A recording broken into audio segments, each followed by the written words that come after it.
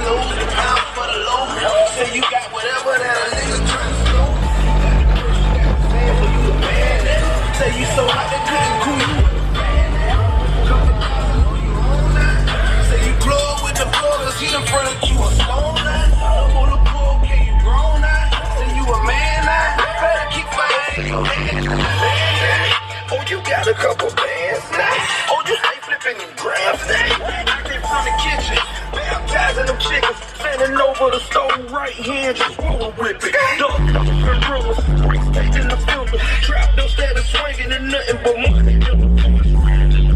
How we live down here? Fuck around, nigga, killed around here. You running with the stove. You the man on the front line. You the man for the show.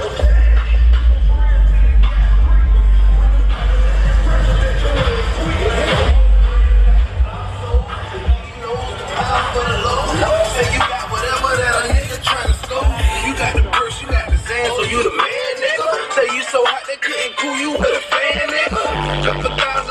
all night.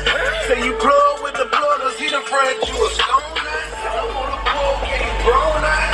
You a man.